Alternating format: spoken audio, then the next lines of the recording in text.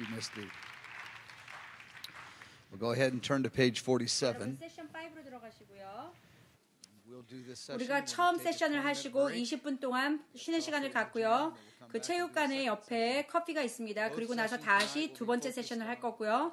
오늘은 다니엘서 8장에 대해서 이야기할 그 네 개의 환상 중에 두 번째 환상에 대해서 이야기할 것입니다. 이 네 가지 환상이 굉장히 다 놀랍고 그리고 굉장히 가볍지 않고 우리와 연관되어 있고 중요한 환상들입니다. 주님, 우리가 주님의 이름으로 이곳에입니다. 간구하는 것은 우리에게 이해력을 주시기를 간구합니다. 성령님을 통하여서 이 성경 말씀에 써여 있는 대로 말씀대로 우리가 그것을 알기를 원합니다. 주님, 간구하는 것은 우리 눈안에 안개 같은 것들을 걷어주시고 이것에서 명백하게 알 수 있도록 그리고 이 말씀대로 가브리엘을 통하여서 그 당신의 종 다니엘에게 주신 것들을 우리가 알 수 있도록 도와주세요. 예수님의 이름으로 기도합니다. 자, 이제 세션 5로 들어가시고요. 다니엘서 8장이고요. 앞장의 개요를 보시면 다니엘이 이 네 가지 환상 중에 두 번째 환상을 이야기하고 있습니다. 이것은 다니엘이 이제 앞으로 일어날 것에 대해서 그 페르시아 왕국이 일어날 것에 대해서 보고 있는 것입니다. 이것은 굉장히 강력한 환상이고요. 왜냐하면 이 당시에 다니엘은 바벨론의 그 정부에서 일하고 있었고 아직 페르시아가 바벨론을 정복하지 않은 상태였는데 이웃 나라인 페르시아가 일어나서 바벨론을 정복하는 것들을 환상으로 보고 있는 것입니다. 이것은 굉장히 위험하고 바벨론의 정부에서 일하는 자로 쉽지 않은 일이었다라는 것입니다.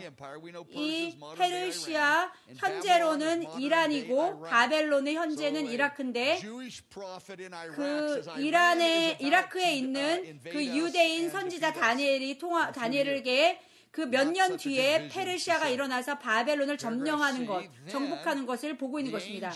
이것은 쉽지 않은 환상이고 이 천사가 이제 다니엘에게 일어나서 페르시아 왕국이 일어나는 것들을 보이고 있습니다. 그리고 몇 년 뒤에 다른 또 나라가 일어나서 페르시아를 정복하는 것을 보고 있는 것입니다. 이것은 그리스로 알렉산더 대왕을 이야기하고 있습니다. 이 모든 것 두 가지 왕국에 대해서 이야기하고 있는 것은 갑자기 한 왕국이 다음 일어나는 왕국에 의해서 정복당하고 또 다른 나라에 의해서 정복당하는 것입니다. 그리고 우리가 이것을 그 당시에 강력한 바벨론의 나라가 갑자기 망하고 정복당하는 것을 아무도 믿지 않았는데 또한 페르시아도 그 당시에 강력한 나라였는데 그리스에 의해서 정복당하는 것을 아무도 믿지 않았다는 것입니다. 그런데 제가 말하고자 하는 요점은 이 당시에 이 정확한 환상이 우리가 역사적으로 볼 때 일어났다는 것입니다. 정확하게. 그렇다면 앞으로 작은 뿔, 그 적그리스도라고 나와 있는 앞으로 9장에서부터 나올 이 환상들이 앞으로 우리의 역사 가운데 정확하게 일어날 것이라는 것입니다. 패러그래프 뒤로 가시면 여러분은 엔티오쿠스 에피파네스라고 말씀해 보세요. 모든 분들이 이 이름을 아시기 원합니다. 여러분의 자녀들을 이 이름을 따라서 이름 짓지 마세요. 그리고 쉽게 생각하지 마십시오. 엔티오쿠스 에피파네스라고 말씀해 보세요.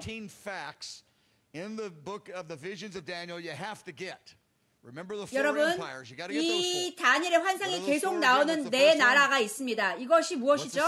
바벨론이고 첫 번째, 두 번째는 페르시아, 세 번째는 그리스, 마지막이 무엇입니까? 로마입니다. 이것은 마지막 적그리스도의 왕국을 예표하는 그 로마라고 이야기할 수 있습니다. 그래서 여러분 엔티오쿠스라고 어떤 분들은 또 엔티오쿠스라고 발음할 수 있는데 다 상관이 없습니다. 여러분 옆에 있는 사람을 보시고 엔티오쿠스 에피파네스라고 말씀해 보세요. 저는 아마도 제가 다음에 강아지를 가지면 이렇게 이름을 지을지도 모르겠어요. 그는 셀루코스 그 왕이고요. 우리가 앞으로 오늘 이 나라에 대해서 공부할 것인데 셀루코스 왕국이라는 것이 시리아와 그리고 단지 시리아 뿐이 아니라 그 주변 지역의 나라를 포함하고 있습니다. 그런데 우리가 나중에 이제 지도를 보면 알겠지만 굉장히 동쪽 지역까지 큰 나라를 점령하고 있었는데 우리가 오늘은 그냥 심플하게 말씀하기 위해서 시리아를 포함한 나라, 시리아라고 이야기하겠습니다. 이 나라가 나중에는 굉장히 많은 지역을 점령해서 인도까지도 이 지역 안에 들어갔다라는 것입니다. 그런데 엔티오쿠스 에피파네스가 이 시리아 플러스 이 주변 나라의 지역을 통해서 왕으로 왔는데 이 다니엘서를 여러분이 읽다 보면 이 엔티오쿠스 에피파네스 그리고 셀루코스라는 것을 꼭 아셔야 된다는 것입니다. 이 엔티오쿠스는 BC 175년부터 163년까지 12년을 통치했고 갑자기 죽었습니다. 그래서 엔티오쿠스는 시리아와 그 주변의 나라를 점령했고 12년 동안 통치했는데 우리가 알아야 되는 이 다니엘서 8장에 대해서 이 엔티오쿠스에서 계속적으로 얘기하고 있다는 것입니다.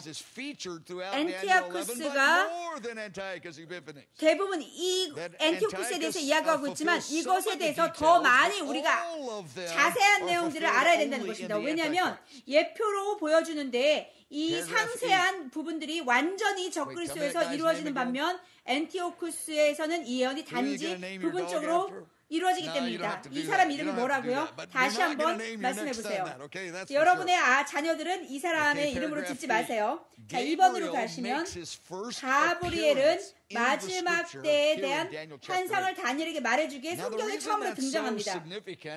가브리엘은 단지 성경에 4번밖에 등장하지 않습니다. 그런데 가브리엘이 등장할 때마다 그의 주된 내용은 앞으로 오실 메시아에 대해서 이야기하는 것입니다. 제가 오늘 이야기를 이해하는 것은 제가 앞으로 브레이크 하시고 두 번째 세션에서 얘기하겠지만 제가 말씀드리고자 싶은 것은 이 많은 학자들이 다니엘서 8장을 공부하고 벌써 이 엔티오쿠스에서 모든 것들이 예언이 다 이루어졌다, 성취되었다라고 얘기하는 것입니다. 100% 다 성취했다고 얘기하는데 그런데 제 의견은 이 모든 것이 많은 상세한 내용들을 아직 다 성취하지 않았다라는 것입니다. 그 많은 학자들이 그들이 그렇게 이야기하고 있지만 우리는 앞으로 올 적그리스도에 대해서 8장을 통해서 이런 어떤 일이 일어날 것인지를 봐야 된다는 것입니다. 다니엘 8장을 많이 시리아 킹, 이 시리아의 왕이었던 엔티오쿠스에 대해서 이야기하고 있다는 것입니다. 175년에서 163년 이 12년 동안 통치했고 이제 다 끝났다. 모든 예언이 다 성취되었고 이 작은 뿔에 대해서 모든 것이 다 성취되었다라고 생각하기 쉬운데 제가 말씀드리고 싶은 것은 가브리엘이 성경에 4번 나타났고 항상 가브리엘이 나타났을 때는 메시아의 초림과 재림 아니면 이 두 가지 초림 재림을 두 가지를 이야기해서 나왔다는 것입니다. 인류 역사상에서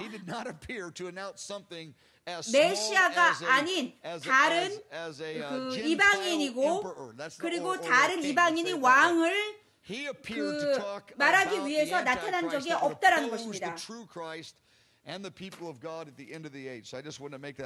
그래서 제가 그것을 여러분들에게 이야기하고 싶고요. 다음 페이지로 가시면 자, 다니엘의 환상이 시작하고 있는데요. 페르시아가 서쪽으로 움직이며 정복해가는 것을 묘사하고 있습니다. 바빌론은 페르시아의 서쪽에 있었고 이제 페르시아가 일어나서 서쪽으로 이 나라들을 정복해가고 있는 것입니다. 다니엘이 이것을 보고 있는 것이에요. 이것은 굉장히 쉽지 않은 의미를 가지고 있는 것입니다.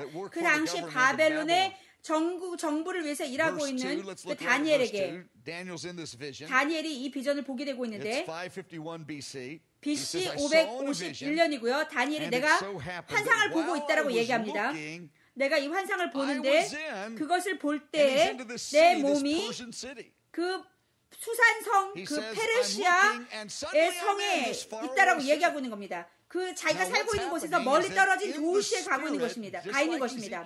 이것이 에스겔이 했던 것과 마찬가지로 영으로 인해서 그 비전 안에서 이동하고 있는 것을 말하고 있는 것입니다. 여러분 밥 존스를 어떤 분은 아시면 그가 항상 본 것을 얘기할 때 내가 거기 있었다. 그래서 거기가 어디냐고 물어보면 너가 거기 가면 알게 돼 라고 얘기하는데 여러분이 밥 존스를 아시는 분들은 제가 무슨 말 하는지 이해하실 것입니다. 자, 그래서 다니엘이 영으로 지금 이 환상 중에 그 페르시아의 성으로 수도로 이동해 있는 것입니다. 자, 로마 숫자 2번으로 가시면 이것은 굉장히 쉽지 않은 것입니다. 이 안에서 숫 양을 보고 있는데 이 몇 년 뒤에 바벨론의 왕국을 정복하는 페르시아를 보고 있는 것입니다. 그 강가에서 숫 양을 보고 있는데 이 숫 양이 페르시아를 가리키고 있는지 어떻게 우리가 알 수 있을까요? 왜냐하면 20절에 보면 가브리엘이 이것에 대해서 굉장히 정확하게 페르시아라고 이야기하고 있는 것입니다. 우리가 이것이 페르시아인지 두 번째 왕국의 페르시아인지 어떻게 알까요? 라고 말하면 우리가 21절에 보면 이것이 페르시아고 그리고 그 다음에 일어날 왕국이 그리스라고 명확하게 다니엘이 이야기하고 있는 가브리엘이 이야기하고 있습니다. 그래서 우리가 명백하게 가브리엘을 통해서 이 양이 페르시아인지를 알고 있는 것입니다. 이 양이 서쪽으로 지금 이제 정복하려고 나가고 있는 것이에요. 몇 년 뒤에 페르시아가 일어나서 바벨론, 서쪽에 있는 바벨론을 정복하는 것입니다. 이것을 우리가 역사적으로 알 수 있습니다.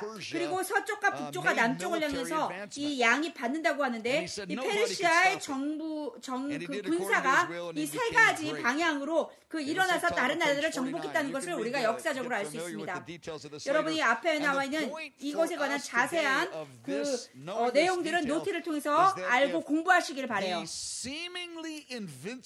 그런데 보이지 않지만 아직은 볼 수 없지만 새로 일어나는 페르시아가 일어나서 바벨론을 정복하고 또 볼 수는 없지만 새롭게 일어나는 그리스라는 나라가 일어나서 또 페르시아를 정복하는 것을 보는 것입니다.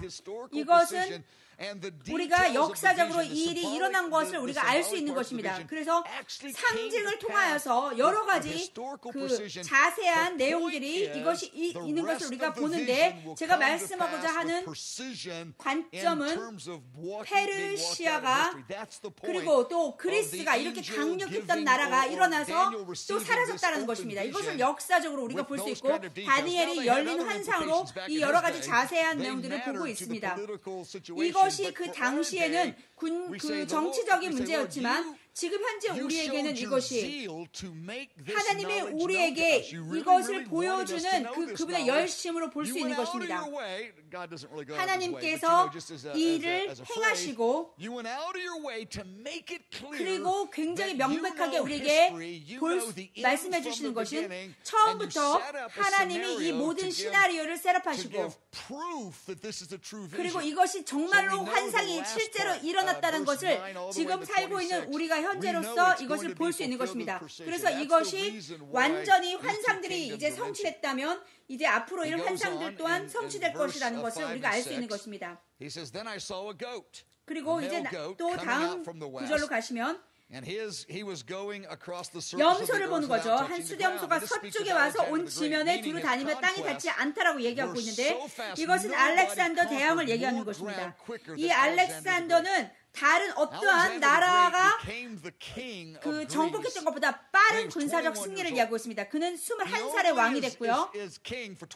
그리고 12년 동안 왕위로 있었습니다. 그리고 33살이 됐을 때 12년을 정복을 하고 그 당시 인류 역사상 가운데 가장 큰 나라들을 정복하고 그리고 여러분이 정말 얼마나 다른 나라보다랑 어느 정도인지 제가 정확하게 몇 마일이라고 얘기할 수는 없지만 완전한 빠른 승리를 일으키고 점령했다는 것을 우리가 볼 수 있는 것입니다. B번으로 가시면 다니엘이 또 내가 본즉 숫 양이 나아가서 숫 양에게로 가까이 나가서 성을 내고 있는 것을 보는 겁니다. 이것은 바로 그리스, 그 알렉산더 대왕이 그 페르시아를 점령하고 공격하고 그 페르시아의 능력과 모든 파워를 끊어내는 것을 얘기하고 있는 것입니다. 여러분 이것의 자세한 내용은 여러분이 공부하시길 바라고요. 이 숫 양 그 젊은 20대 알렉산더 대왕이 굉장히 강력하게 일어나는 것입니다. 그는 굉장히 강력했고요. 그런데 그 강성할 때 큰 뿔이 꺾였다라고 다니엘서 8장에 얘기하고 있습니다. 이것은 그의 강력한 나라가 33살 됐을 때 갑자기 그 죽음으로 인하는 것에서 사망하는 것입니다. 이것이 단지 우리의 역사적 교훈으로 받아들이는 것뿐이 아니라 8절로 가시면 이 알렉산더의 죽음을 통하여서 그 당시에 현저한 뿔이 나타나고 있다는 것을 말하고 있습니다. 하늘 방향을 향하여 현저한 내 뿔이 향하여 났다라고 이야기하고 있는데 알렉산더가 죽을 때 그 당시에 그 뛰어난 장군 현저한 뿔이라고 얘기하는 것은 장군 4명이 일어나는 것입니다. 그들이 그의 왕국을 4개로 분리된 왕국들로 나오는 것이에요. 그의 침대에서 알렉산더가 이제 젊은 나이에 죽었고 이 장군들이 즉시 바로 알렉산더가 이렇게 빨리 갑자기 죽을 줄을 아무도 몰랐기 때문에 갑자기 죽었기 때문에 이 4 장군이 일어나서 서로 이제 싸우게 됐고 20년 정도를 갈등하고 분쟁한 후에 그리고 이 다니엘의 환상을 보는 것처럼 현저한 이 뿔 넷이 나왔다고 하는데 4가지의 왕국으로 나뉘어졌다라는 것입니다. 그런데 여기서 우리가 이 4 왕국 중에 알아야 되는 것이 셀로우쿠스라는 왕조인데 여기서부터 그 안티오쿠스 피퍼파네스가 나오는 그 나라이기 때문이고 이것을 알아야 된다는 것입니다. 이것은 시리아의 왕이고요. 시리아보다 더 큰 영역을 차지했습니다. 그런데 제가 이렇게 여러분의 이해하기 쉽게 말씀드리는 것입니다. 나중에 저희가 지도를 보겠는데 여러분의 노트에도 있습니다. 이 뛰어난 현저한 뿔 4 장군이 나온다는 것입니다. 제가 노트에 보면 이 4 장군의 이름을 적어 놓았습니다. 이들이 각각의 나누어진 왕국을 가졌는데 그들이 별로 사이가 좋지 않았습니다. 그런데 마지막 셀루스 킹덤 이 왕국을 보면 그들의 이제 각자 장군들의 이름을 따라서 왕국을 졌는데 셀루쿠스라는 이제 장군의 이름을 따라서 셀루쿠스 왕조를 만들었습니다. 그가 여기 써있는 대로 시리아와 바벨론과 페르시아와 그리고 굉장히 큰 지역을 차지한 거예요. 이 왕국은 다른 세 장군의 영역을 합친 것보다 굉장히 더 컸다라는 것입니다. 그의 영역이 더 컸다라는 것을 이야기하고 있습니다.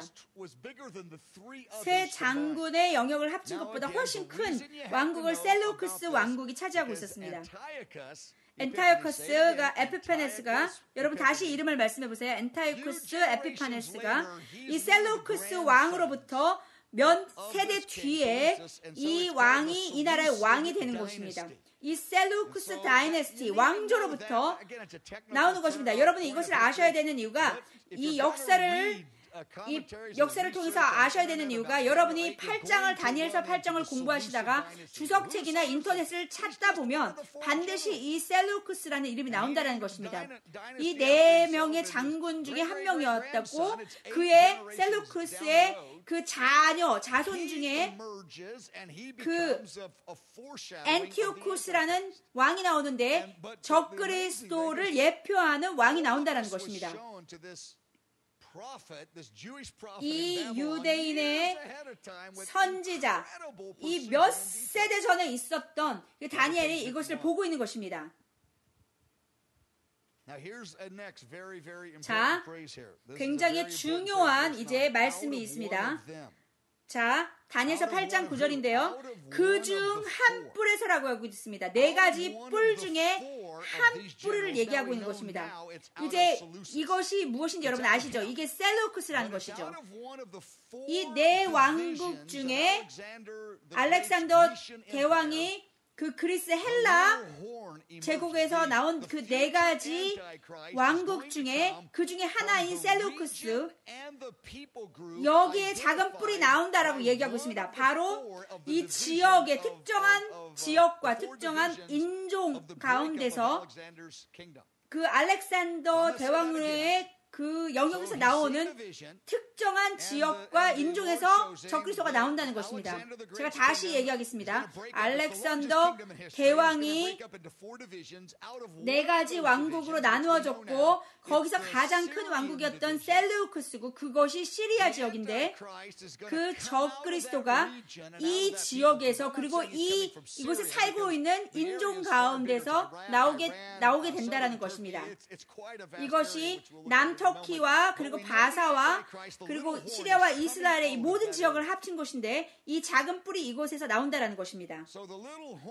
작은 뿔이 여기서 나오는 것, 자 로마서 2번으로 가시면 작은 뿔을 이야기하고 있는데 이 작은 뿔은 다니엘서 7장 8절, 7절에서 8절에 나오는 작은 뿔과 똑같은 뿔을 이야기하고 있는 것입니다. 어떤 사람들은 이 작은 뿔이 7장에서 나오는 작은 뿔과 8절에 나오는 작은 뿔이 다르다라고 이야기하고 있는데 이것은 엔티오쿠스를 말하는 것으로서 작은 뿔을 말하고 있는 것입니다. 다니엘의 8장을 보시면 모든 사람들이 이 엔티오쿠스에 대해서 그 예언되어진 모든 것들이 다 성실이었다고 얘기하고 있는데 여러분이 이 성경 말씀을 그대로 가고 이 여기에 나와 있는 모든 자세한 내용들을 따라가다 본다면 이 엔티오쿠스가 모든 것을 성취했는지를 우리가 먼저 알아야 되는 것입니다.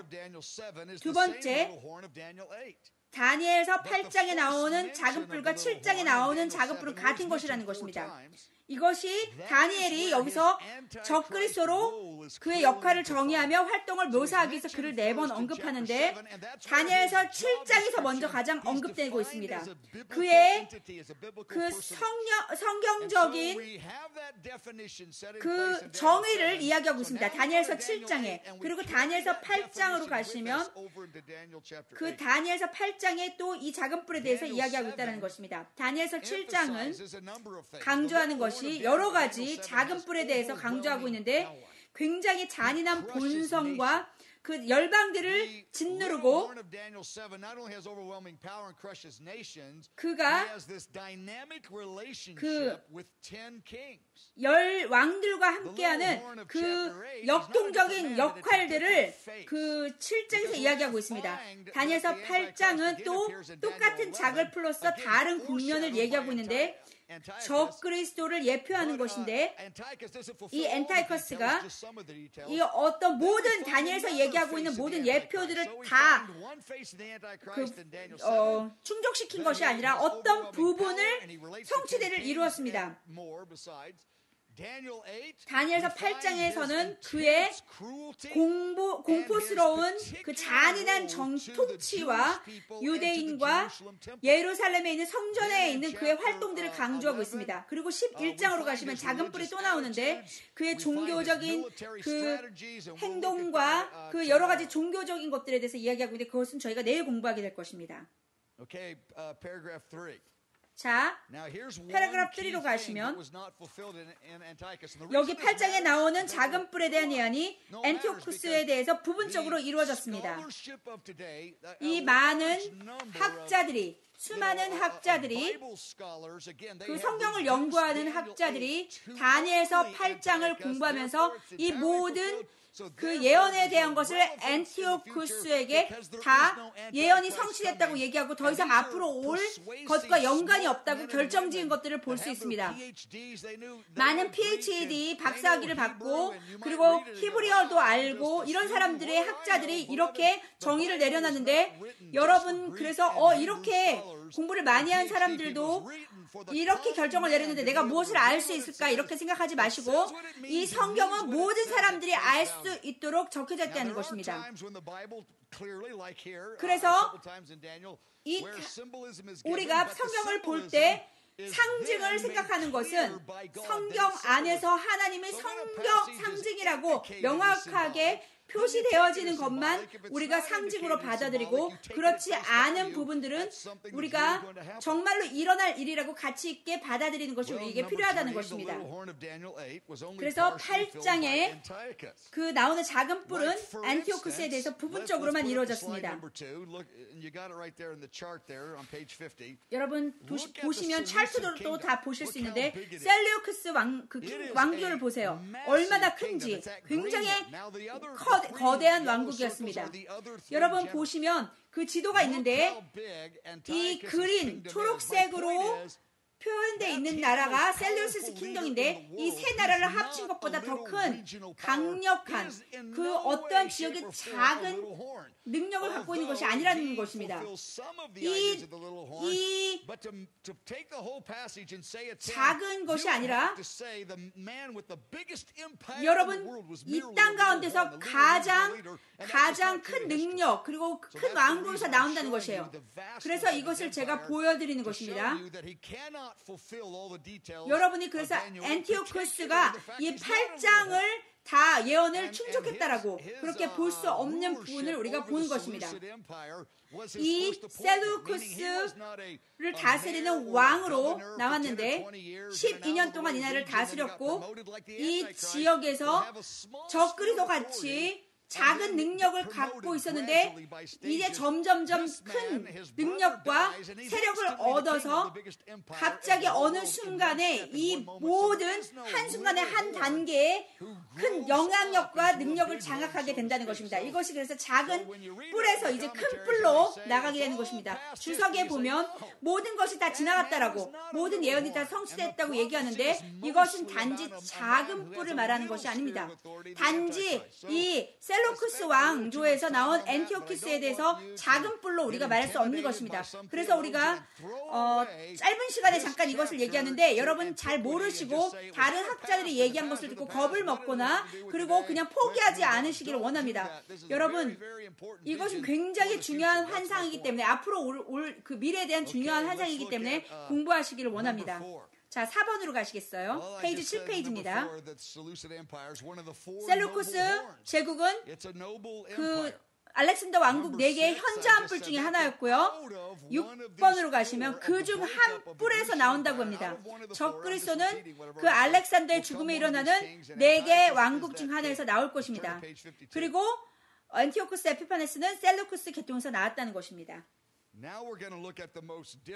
이제 가장 성경 이 다니엘서에서 가장 어려운 부분을 들어가겠습니다. 이것은 제 의견입니다.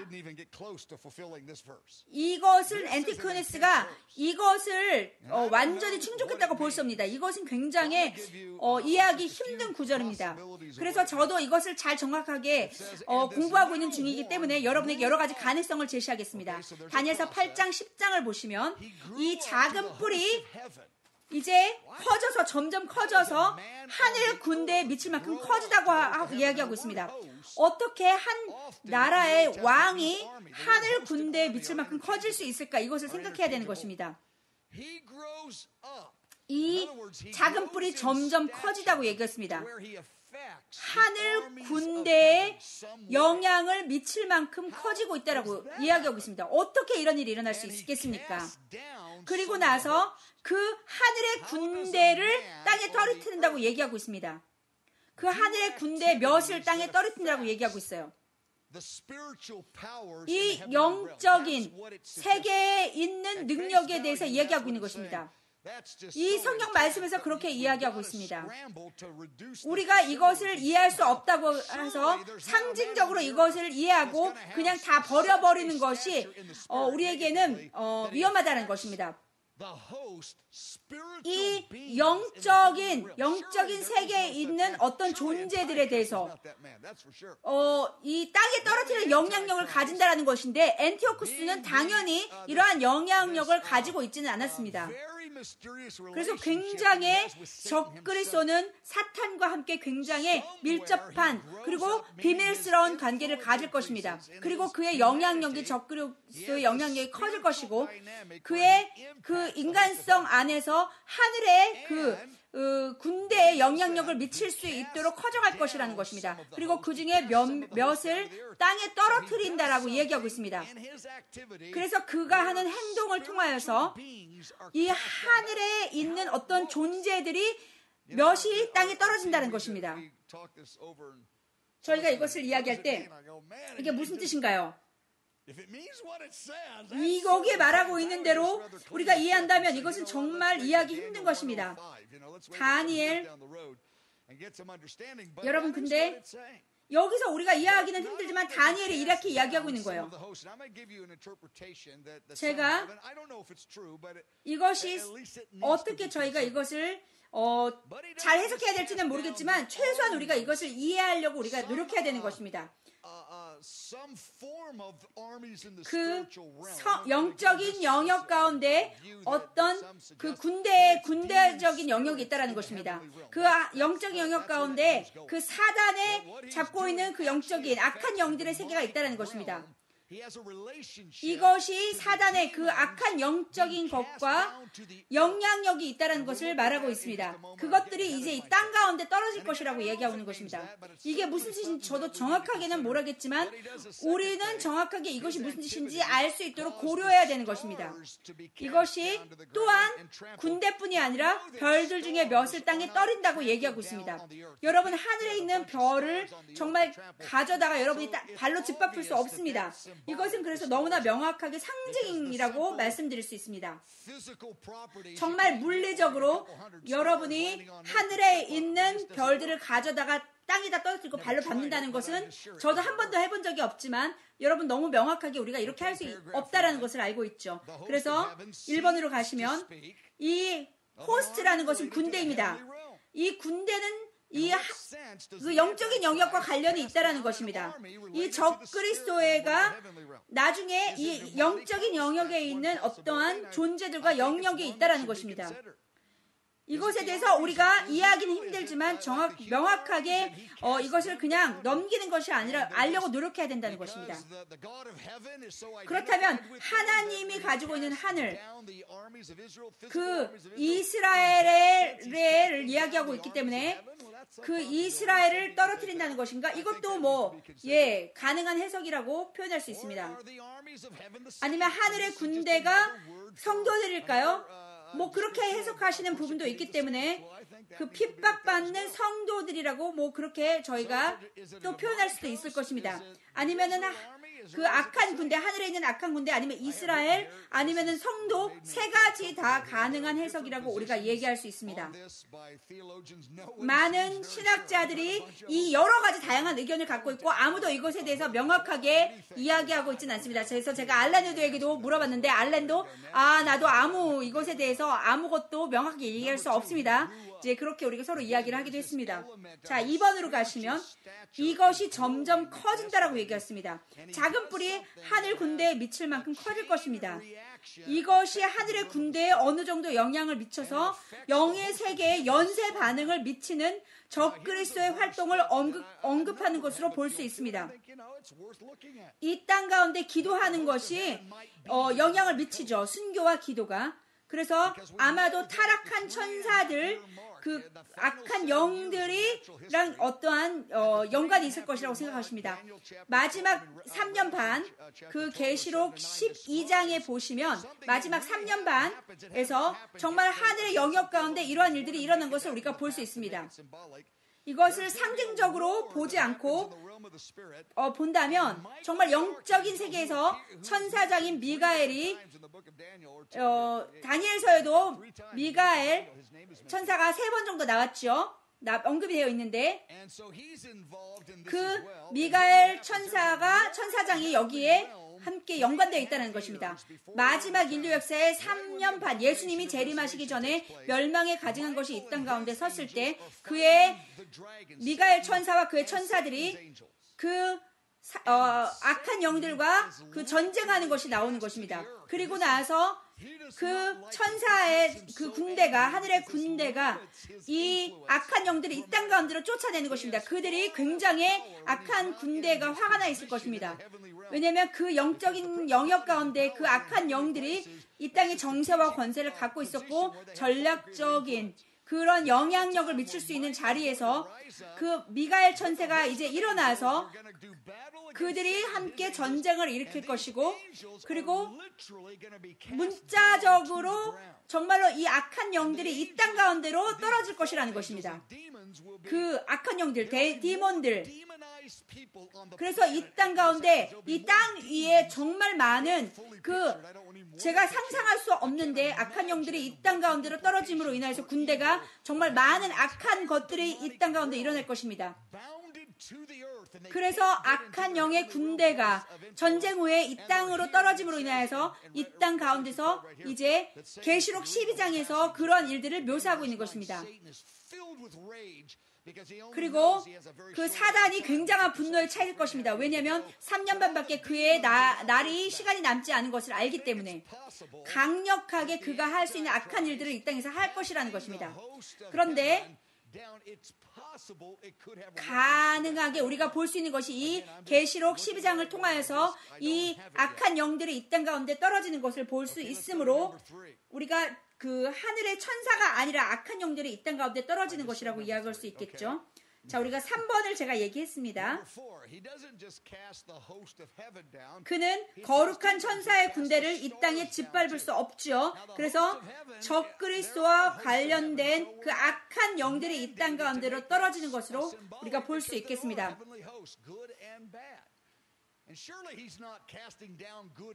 좋은 거룩한 천사들을 이 땅 가운데로 떨어질 수 없죠. 이런 일이 일어나지는 않을 것입니다.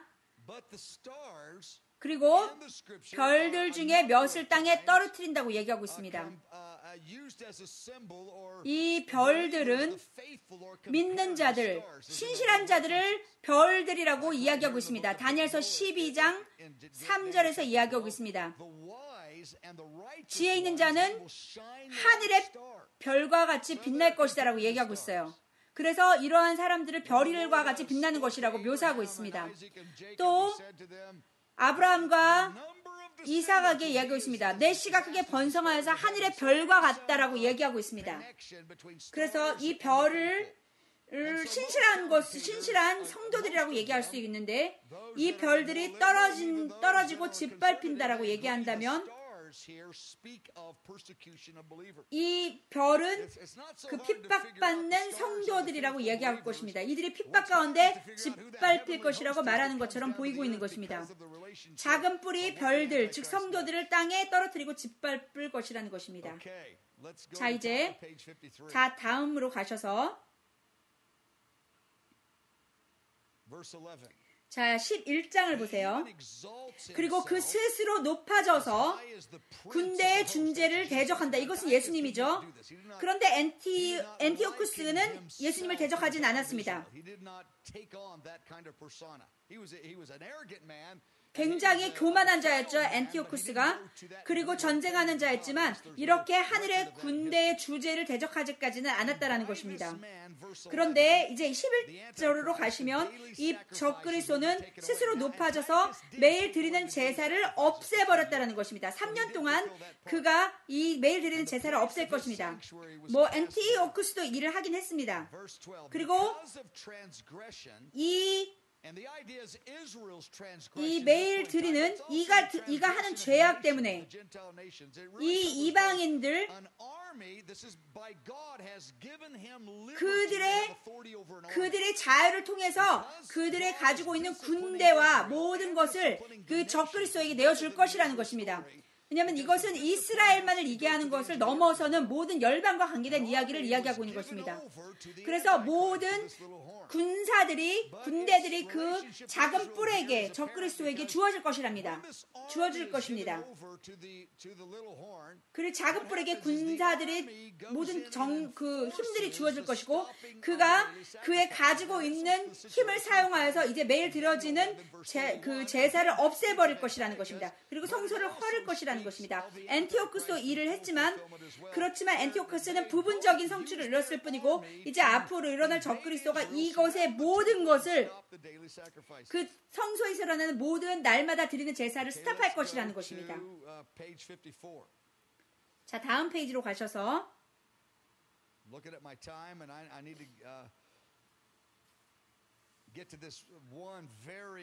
굉장히 저희가 흥미로운 마지막 중요한 이야기를 저희가 하겠습니다. 제가 몇 분 동안 여러분 몇 가지 얘기를 할 것인데 여러분 잘 받으셨으면 좋겠어요. 굉장히 복잡합니다. 복잡해 보이는데 근데 여러분을 격려하는 것은 이 세 가지 날짜와 관련된 이야기들이 여기 나옵니다. 근데 여러분이 이것을 공부하기 시작하면 이게 진짜 어려운 것이 아니구나 아시게 될 것입니다. 처음에는 이게 읽으실 때는 이게 도대체 무슨 소리야? 2300일이 무슨 일이야? 이런 이야기를 이제 하실 텐데 예수님이 그 마태복음 24장에 보면 너희가 멸망에 가증한 것들에 대해서 공부하라고 얘기하는 것을 볼 수 있습니다. 너희가 이것에 관해서 이해할 수 있을 거라고 얘기하는데 여러분 이 멸망에 가증한 것에 대해서 이것이 이 다니엘서가 연관되어 있습니다. 지금 다니엘이 이제 천사와 천사들이 이야기하고 있는 것을 듣는 것입니다. 거룩한 이 하나가 다른 거룩한 천사에게 이야기하고 있는 것을 들은 것이에요. 이 천사 하나가 얘기하는 것입니다. 이러한 일이 언제까지 일어날 것인가? 이러한 일이 언제까지 계속될 것인가? 이 매일 드리는 제사와 이 망하게 되는 죄악이 언제까지 짓밟히는 일이 있을 것인가? 라고 이야기하고 있습니다. 날마다 드리는 제사가 우리가 이제 조금 있으면 더 자세히 얘기했지만 이것에 대해서 멸망에 가진 것이 세워지면서 매일 드리는 제사가 이제 멈춰질 것인데 이 멸망에 가증한 것이 3년 반 동안 마지막 그 시대에 서게 될 것입니다. 여러분이 이 모든 것의 자세한 것을 제가 오늘을 다 이야기할 수 없습니다. 그런데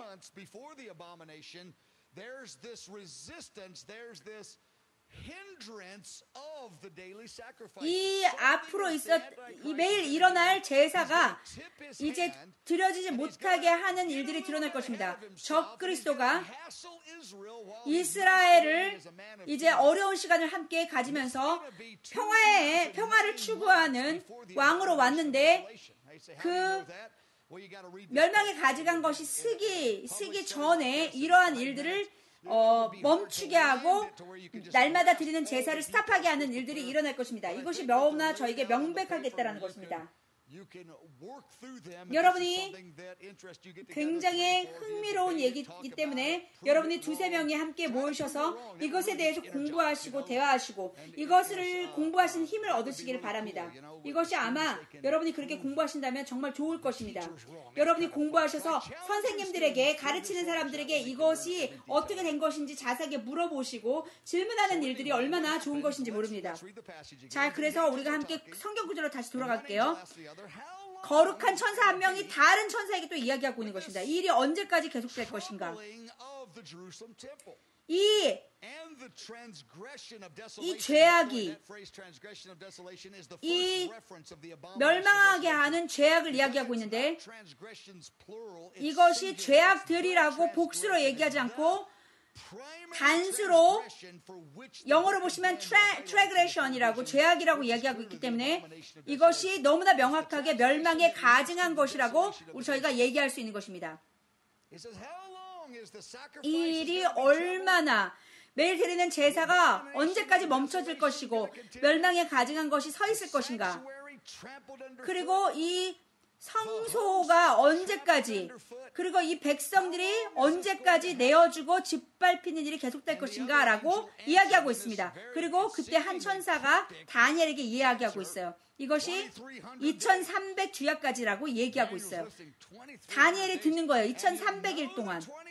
그리고 2300일이 지나면 그 멸망에 가증한 것이 없어질 것이라는 것입니다. 그리고 성소가 정결하게 되리라고 얘기하고 있습니다. 그래서 이 성전에서 힘든 일이 일어나고 2300일이라는데 이것이 6년 4개월이라는 것입니다. 우리가 계시록과 다니엘을 보면 3년 반이라는 것을 우리가 알 수 있는데 여기서는 6년이라고 얘기하고 있어요. 다른 데는 다 3년 반이라고 얘기하고 있는데 바로 이 말은 그 강력하게 그 멸망에 가직한 것들을 세고 그 적그리스도가 그의 이제 숨겨졌던 정체를 벗어내고 속에 숨겨져 있던 정체를 드러내는 강력한 때가 마지막 3년 반이라는 것입니다. 그래서 마지막 3년 반 동안에는 굉장히 명백하게 멸망에 가증한 것이 이 성소에서 세워질 것이라는 것입니다. 그런데 6년 4개월이라는 얘기는 7년, 인류 역사의 마지막 7년에서 9개월이 지나면 이 6년 4개월이 시작되는 것입니다. 이때 무슨 일이 일어난다는 것을 이야기하고 있는 것입니다. 4번으로 가시면 멸망에 가증한 것이 성경에 8번이 언급되고 2003년을 말함으로 인해서 이때부터 어떤 일이 시작되고 그리고 이 예언적으로 굉장히 어떠한 중요한 엄청난 사인이 일어난다는 것입니다. 다니엘이 4로 가시면 이 아직 4번째 환상을 보지 않았어요. 단지 지금 2번째 환상을 보고 있는 것이기 때문에 15년 뒤에 이 2번째 환상이 15년 뒤에 4번째 환상을 보게 되는데 아직 15년 뒤에 일어나는 일을 보고 있지 않기 때문에 성전이 정결하게 되는 것을 아직 보지 않고 있기 때문에 2300일 부터 이 멸망을 가증한 것들이 시작되는 징조들이 일어난다는 것을 먼저 받고 있는 것입니다. 그래서 여러분 두세 명이 한번 모이셔서 이 2300일 그리고 3년 반 이런 얘기를 서로 공부하시기를 제가 격려합니다. 다니엘이 이제 15년 뒤에 큰 천사로부터 와서 다른 환상을 봤는데요. 15년 뒤에 받는 것이에요. 그때 그 천사가 4번째 환상에서 다니엘에게 성전이 정결하게 되는 것을 보여줍니다. 다니엘서 12장에 그것을 보게 되는데 그리고 이 멸망에 가증한 것이 완전히 제거되는 것을 마지막 4번째 환상에 보게 되는 것입니다. 그것이 2300일 전부터 시작된 멸망에 가증한 것이 이제 완전히 그 환상 4번째 환상에서는 정결하게 되는 것을 보게 되는 것입니다. 그런데 또 이거 뒤에 보면은 1290일인 것이 나옵니다. 1260일이 아니고 90일, 30일이 더 더해지는 것입니다. 여러분 이게 무슨 일일까? 여러분이 이제 질문하실 수 있는데 제가 지금 대답하지는 않겠습니다. 이곳에 30일이 더 더해지는 것입니다. 이것은 3년 반에 30일이 더 더해지는 그 수가 1290일을 말하는 것입니다. 이 날이 지나면 그 성전이 정결하게 되고 멸망에 가증한 것이 12장에 말하는 것처럼 없어지고 제거될 것이라는 것입니다. 이것은 띄어낼 수 없는 것입니다. 이 날짜는 다른 것이 아니라 이 멸망에 가증한 것이 제거되고 성전이 제거되는 일은 함께 가는 동전의 양명처럼 함께 가는 것입니다. 그래서 예수님이 오실 때 이것이 포인트입니다. 예수님이 오실 때 이제 걸어서 입성하시는 것입니다. 예루살렘으로 입성하시고 그가 그 적그리스도와 함께 이제 대항하시는 것입니다. 예수님께서. 그리고 적그리스도의 군대가 예루살렘을 싸고 이제 마지막 전쟁을 하기 위해서 거기에 이제 주둔해 있을 것입니다.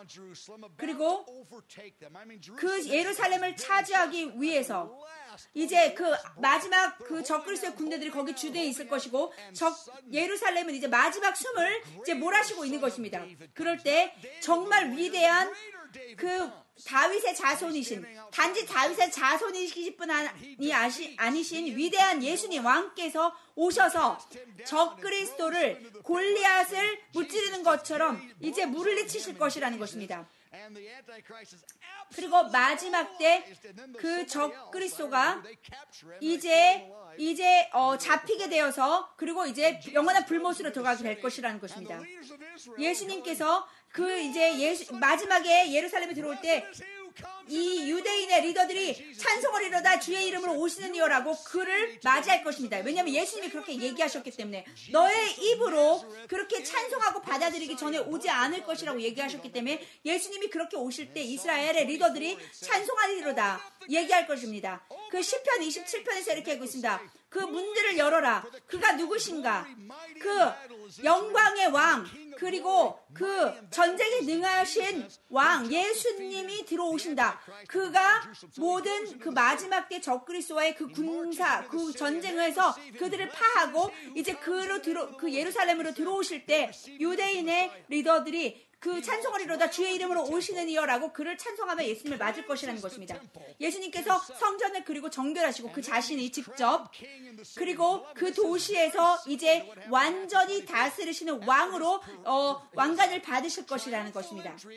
그래서 그분의 성리에 승리하시는 입성이 있을 것이고 모든 사람들이 호산나 호산나 그 주의 이름으로 오시니여라고 그를 찬송하실 것이고 그분께서 정말 이제 문자적으로 그 성결을 정결하게 하시는 일이 있을 것이라는 것입니다. 이것이 바로 2300일 후에 이 일이 있을 것이라는 것입니다. 이것이 3년 반 마지막에 이 일이 있을 것이고 그리고 마지막 30일이 또한 더해진 것은 예수님께서 순식간에 오셔서 붐붐붐 하고 영화처럼 모든 것을 순식간에 해가시는 것이 아니라는 것입니다. 예수님은 오시고 손을 그냥 흔들고 모든 것이 갑자기 한순간에 바뀌어오는 것이 아니라 하나님께서는 이 인간의 그 삶과 인간의 과정을 거치셔서 30일 동안의 기간을 두시고 예수님이 이 땅을 다스리시는 그 준비를 하신다는 것입니다. 그 예루살렘의 그 유대인의 포로들을 자유케 하시고 그리고 그 적그리스도의 군대를 멸하시고 그리고 모든 일들을 그 행하시는 일들이 자연적인 세계 가운데서 이루어질 것이기 때문에 그 30일 안에 이런 일이 일어날 것이고 그분을 사랑하는 자들을 변호하시고 이제 다시 일으키시는 일을 그 기간 동안에 하실 것이라는 것입니다. 저는 이것을 너무 좋아합니다. 제가 이것을 이제 제가 지금 방금 드린 말씀은 노트에는 없습니다. 그렇지만 제가 이것을 너무나 좋아하는 그 파트입니다. 제가 말씀드리고자 하는 것. 노트 제가 지금 말씀드리는 게 어디 있죠? 자, 여러분 잠깐 기다려 보세요. 이 제가 말씀드린 모든 것이 노트에 있지는 않지만 여러분 이 일이 일어나는 것을 아시기를 원합니다. 제가 여러분 다 지금 어떤 일이 일어날 것을 말씀드렸지만 노트상에서 또 여러분 어디에 있는지 제가 알기를 원하는 것입니다. 예수님께서 그의 성전을 멸망에 가증한 것을 완전히 제거하시고 예수님 그분이 그 성전을 정결하게 하실 거라는 것입니다. 2300일 뒤에 그 일을 하실 것이라는 것입니다. 이 시간을 돌려서 보면 7년 인류의 마지막 역사상 처음에는 평화가 이루어질 것입니다. 적그리스도를 보고 평화를 상징하고 평화의 언약을 맺는 그 적그리스도가 나타날 것입니다. 그런데 완전히 평화의 왕처럼 적그리스도가 와서 언약을 맺을 것입니다. 모든 나라들이 그와 언약을 맺을 것입니다. 그런데 그의 속을 모르는 거죠. 여러분 그 종교적인 단지 사람들은 이제 이가 세계의 평화를 맺을 사람으로 이를 바라본다는 것입니다. 그런데 이런 일이 일어날 것입니다. 단지 그 일이 시작된 7년에서 9개월이 지나자마자 그가 그의 가진 모든 능력을 가지고 마지막 7년 가운데서 단지 9개월이 지나면 2300일이 이제 시작되는 그 날이 되면 여러분 제가 모든 것을 이 노트에 써놨습니다. 그러려면 이제 어떠한 일을 시작할 것이라는 것입니다. 이 다니엘을 공부한 사람들은 이제 그때가 되면 9개월이 지나면 첫 번째 그가 속이는 자로서 숨겨왔던 그 이제 그 본심을 드러낼 것이라는 것을 우리가 알게 될 것입니다. 모든 나라와 그가 언약을 맺을 것입니다. 그런데 9개월이 지나면 마지막 맨 끝난 성전이 정결하게 되는 그날로부터 2300일 전에 이제 그 매일 드리는 성전의 제사를 이제 못 드리게 하는 일들이 일어나게 될 것입니다. 적그리스도가 그 일을 행할 것입니다. 그러면 이 이스라엘 사람들이 이제 유대인들이 그럴 것입니다. 이게 무슨 소리야? 우리랑 언약을 맺은 것을 당신이 왜 깨는가? 얘기할 때 적그리스도가 그들을 배신하는 이제 첫 번째 사인을 9개월 뒤에 2300일이 시작되는 그날 행할 것이라는 것입니다. 여러분, 이것이 어떻게 일어날 것인지 우리가 이 다니엘의 이 일을 통해서 우리가 명백하게 이를 알 수 있게 되는 것입니다. 9개월이 지나고 성전에 날마다 드려는 제사가 이제 파해지고 2300일 동안 이 일이 있다라는 것을 우리가 알게 되는 것입니다. 여러분, 멸망에 가증한 것이 완전 쓰기 그 전에 2년 전부터 이 일이 일어날 것이랍니다. 여러분이 이것에 대해서 주목하시는 분이라면 이제 멸망한 가증한 것이 그 단지 7년이 시작하고 9개월이 지나고 났을 때부터 이 일이 조짐에 시작되어 하는 것을 우리가 볼 수 있다는 것입니다. 2300일의 이 날짜를 가지고 우리가 이렇게 예상할 수 있는 것입니다. 우리가 이것을 단지 7분 동안 들었습니다. 이게 무슨 소리지? 2300일이 도대체 무슨 소리야? 그래서 제가 여러분 단지 우리가 7분을 공부했기 때문에 나가시면서 완전하게 이것을 2300일에 대해서 이해하리라고 기대하지 않습니다. 그렇지만 제가 여러분의 앞에 이 말씀을 들어보기 위해서 여러분 안에 거룩한 이것을 알고자 하는 열망, 그 7년 안에서 9개월이 지났을 때 2300일과 관련된 이 일들에 관해서 여러분이 9개월이 지난 다음에 뭔가 배신하는 일이 있고 이제 속이는 일이 시작되는 것을 알기 원한다는 것인데 이것이 너무나 명백하게 다니엘서에서 얘기하고 있다는 것입니다. 굉장히 중요한 일입니다. 그래서 여러분 제가 여러분에게 오늘 이 말을 하는 목적은 거룩한 여러분의 상상력과 그리고 그 거룩한 마음을 가지고 이것을 대해서 공부하고 알고자 하는 그러한 마음들이 일어나기를 원하는 것입니다. 우리가 여러분에 대해서 그 지도를 좀 도표를 갖고 있습니다. 도표를 보시면 닉 사이러시라는 분이 이것을 만들어 주셨는데 굉장히 잘 만드셨어요. 제가 이 모든 것을 지금 다 설명할 수 없습니다. 이 도표를 관해서. 네, 여기 여러분이 이것을 날짜가 나와 있는 이 도표를 가지시고 여러분이 몇 명의 친구와 함께 모셔서 함께 무엇이 잘못되어 있는지 공부하시면서 이것을 찾으셨으면 좋겠어요.